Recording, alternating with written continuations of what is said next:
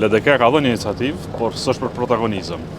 Por nëse edhe partitë tjera do ta bëjnë një organizim të tillë, le ta bëjnë. E rëndësishme është të ketë gjithë përfshirje dhe presidentin, natyrisht.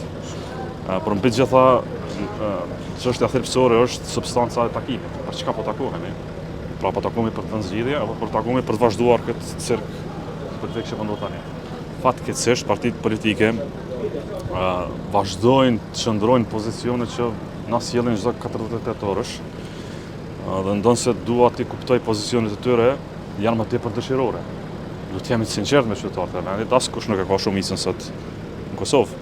Dhe me qenë se askush se ka shumicën dhe s'mund t'a bëj shumicën, le t'ulemi gjithë bashkarisht, le të bëjmë një zgjidhje. Ne kemi dhënë një propozim.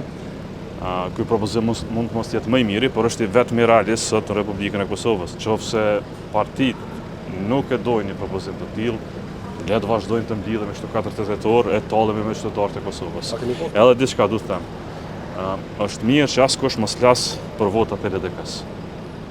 Por këta kemi qartë. Kushdo që e propozime dhe brenda atyre propozimeve ka votat e LDK-s, pa zërin dhe arsyeën e LDK-s, pa vendimin e LDK-s, është duke bërë një mashtrim publik. Askush në Kosovë sot nuk e ka shumicën. Kjo është e vërteta. Prandaj kemi dalë me propozim të hapur, ftesë të hapur partive politike, që të kenë rezon, të ulemi dhe të kapërcejmë këtë gjendje, nëse janë të gatshëm këtu jemi, nëse nuk janë të gatshëm, do të vazhdojmë me këtë.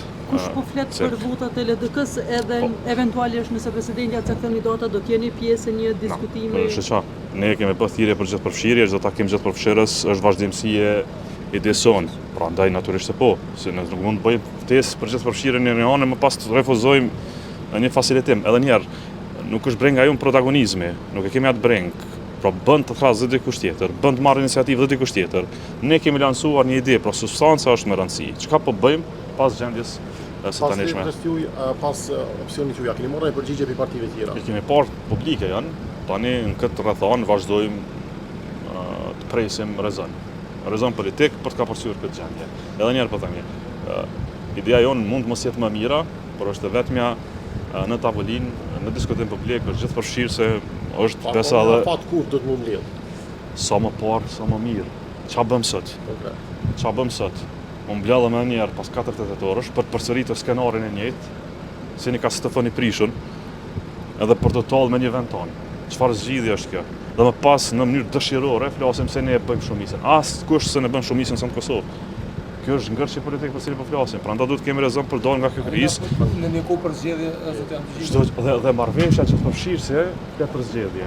Po ne po flasim, po bëhemi bashkë për të marrë me vesh edhe për zgjedhje. Po para zgjedhjeve le të kemi një gjithë përfshirje, një qeveri tranzicionale që mirëmi me disa çështje bazike.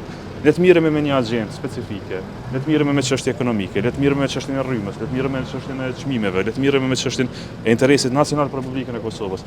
Le të akordohemi për gjëra që pajtohemi. Për gjëra që spajtohemi të lëmë anash. Alternativa e kësaj është vazhdojmë kështu siç po bëjmë, e shihemi të dielën e më pas të martën, e ditëve tjera por pas një rezultat.